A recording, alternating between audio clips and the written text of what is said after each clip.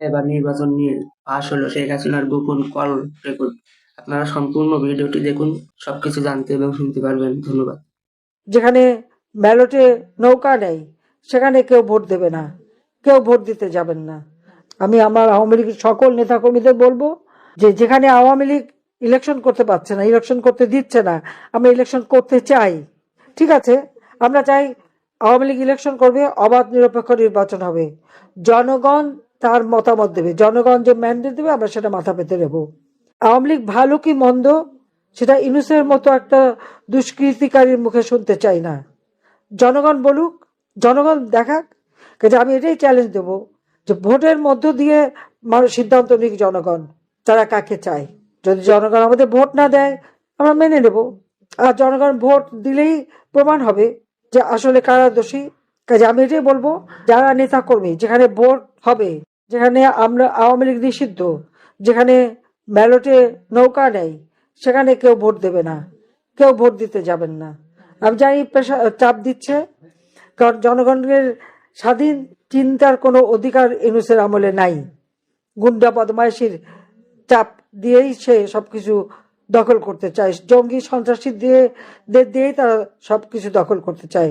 কাজে এখানে যে যেভাবে পারেন আপনারা ভোট কেন্দ্রে বিরত থাকবেন, কেউ ভোট দিতে যাবেন না।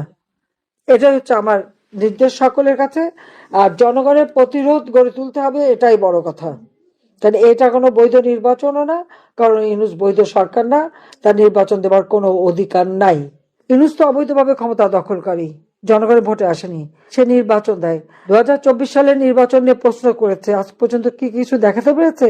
জনগণ স্বতঃস্ফূর্তভাবে আওয়ামী লীগে ভোট দিয়েছে আমাদের কাজের জন্য। সেই নির্বাচনটাকে প্রশ্নবিদ্ধ করার চেষ্টা। এই নির্বাচনে আমরা যে জয়লাভ করেছিলাম, সরকার গঠন করেছি, 2029 সাল পর্যন্ত কিন্তু আমাদের মেয়াদ।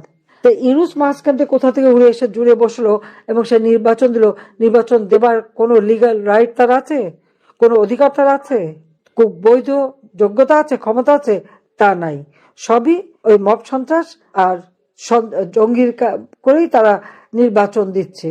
কাজে এই নির্বাচন সে যে দিচ্ছে সেখানে আওয়ামী লীগকে ব্যান্ড করে দিয়েছে। আমার প্রশ্ন, আওয়ামী লীগ জনগণের ভোটে নির্বাচিত, আওয়ামী লীগকে ব্যান করে কিভাবে? সে একটা অবৈধ ক্ষমতা দখলকারী।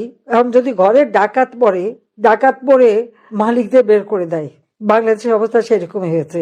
ডাকাতি করে ডক্টর মোহাম্মদ ইউনূস ক্ষমতা দখল করে আমাদের নির্বাচিত সরকারকে সরিয়ে দিয়ে এখন উনি আবার ইলেকশন দেবেন। সেই ইলেকশনে কি বুঝে? জীবন ইলেকশন করেছে সে কোনোদিন? করতে পারবে? আসুক না, নামুক না, যে কোনো একটা কনস্টিটুয়েন্সিতে নামুক, আবার যে কোনো একটা কর্মীর সাথে ইলেকশন করুক, জামানত বাজেয়াপ্ত হবে তার, তাকে কেউ ভোট দেবে না। কারণ ওই জঙ্গিদের আর ওই সুদখোর গরিব মানুষের